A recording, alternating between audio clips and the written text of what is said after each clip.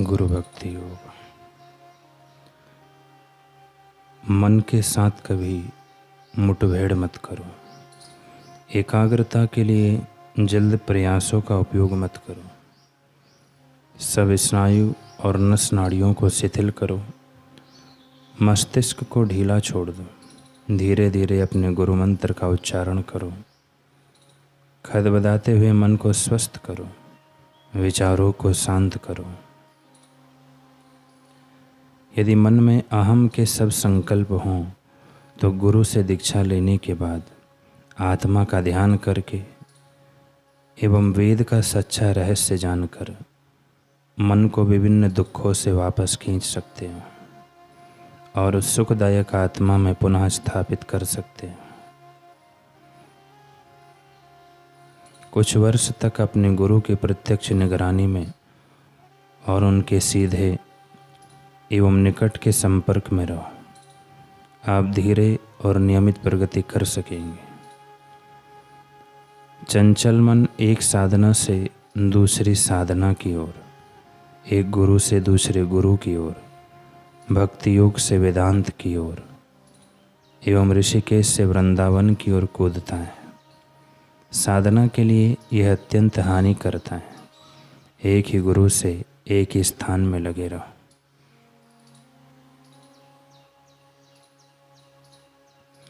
आपके लिए किस प्रकार का योग मार्ग योग्य है, यह आपको ही खोज लेना होगा।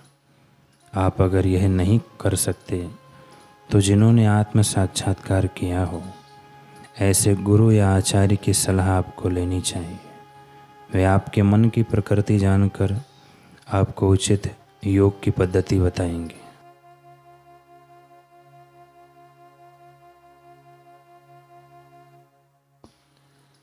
प्रसंग है श्री अरविंद घोष जी का। महर्षि अरविंद उन दिनों पांडिचेरी की मिशन स्ट्रीट के एक छोटे से मकान में रहा करते थे और उनके साथ ही रामास्वामी अय्यर वे भी रहा करते थे। रामास्वामी की मुलाकात एक बालक से हुई जिसका नाम अमृत। आगे चलकर इस बालक अमृत ने श्री अरविंद जी का प्रेमा अमृत कैसे पाया, इसकी बड़ी अद्भुत कहानी है और यह प्रसंग स्वयं अमृत ने बताया।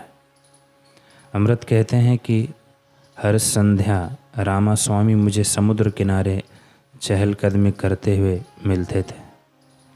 मुझे उनके प्रति अपूर्व आकर्षण महसूस होता था, इसलिए मैं दौड़कर उनके साथ साथ चलने लगता।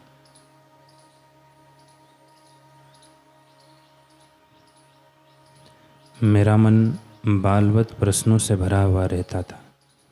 उधर वे भी उत्तर देने के लिए सहज भाव से उपलब्ध रहते थे।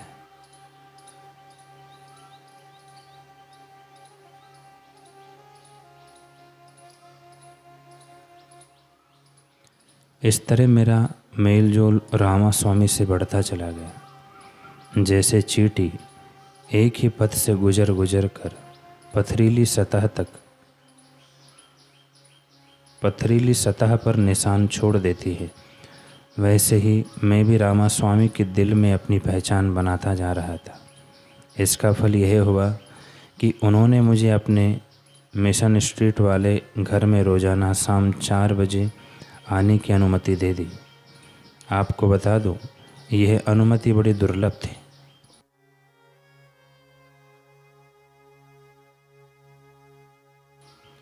श्री अरविंद की साधना और अध्ययन में विघ्न ना पड़े, इसलिए घर के द्वार अक्सर बंद ही रहते थे।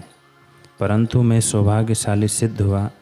प्रतिदिन दबे पांव रामास्वामी के कक्ष तक जाने लगा।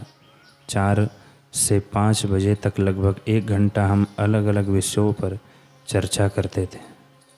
रामास्वामी के साथ घटे इन लंबे संवादों से मेरा एक अद्भुत हित हुआ। जाने अनजाने मेरे अंदर श्री अरविंद जी के लिए तीव्र लुभाव पनपने लगा।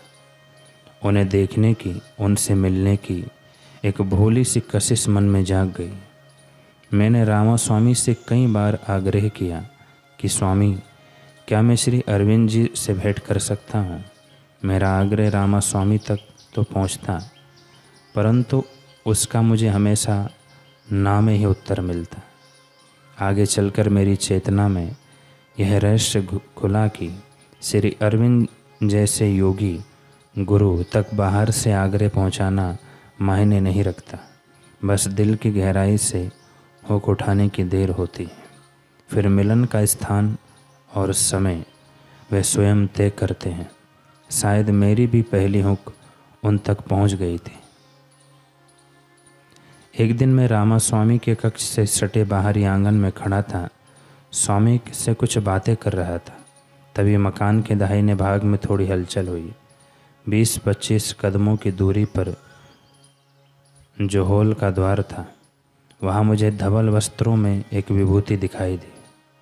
जी हाँ, सच में महर्षि अरविंद मकान की अंदरूनी भाग से निकलकर बाहरी हॉल तक आए थे, जो कि यदा कदा ही हुआ करता है।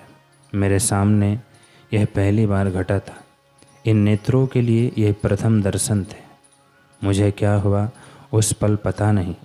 मेरे लिए आज भी यह एक पहेली है। भगवान जानता है कि क्या था उस साकार दिव्यता में।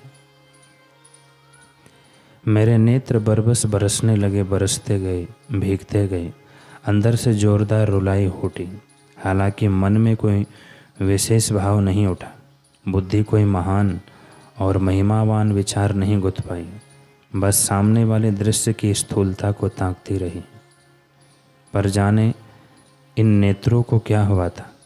पागलों जैसे बेमतलब रोते जा रहे थे। मुश्किल से 4-5 मिनट वहाँ ठहर कर महर्षि अरविंद भीतर चले गए। मैंने पलटकर रामा स्वामी की ओर देखा। वे मेरी नहाई धोई आंखें देखकर मुस्कुरा रहे थे। मेरे अंदर की लड़कपन को लज्जा महसूस हुई। मैंने तुरंत बेपरवाह अंदाज में अपनी शर्ट से ही बाजू से आंखें पोंछ ली। फिर बड़ा समझदारी भरा तात्विक सवाल पूछ डाला। स्वामी, ये जो महर्षि अरविंद हैं बहुत फोकस्ड हैं। वो आप कहते हैं ना, आत्म केंद्रित ऐसे लगते हैं, अपने में ही खोए रहते हैं, लीन रहते हैं।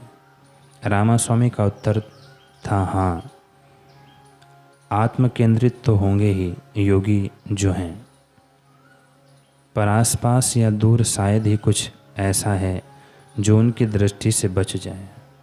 वे स्वयं में भी हैं और सब में भी हैं। ना देखते हुए भी सब देख लेते हैं। ऐसा कहकर रामा स्वामी मुक्त ढंग से हंसे। मैं भी उनके साथ मध्यम सा हंस दिया, पर साथ ही मेरे मन में एक भोला सा भाव उभर आया। क्या महर्षि ने मुझे भी देख लिया होगा? रोते हुए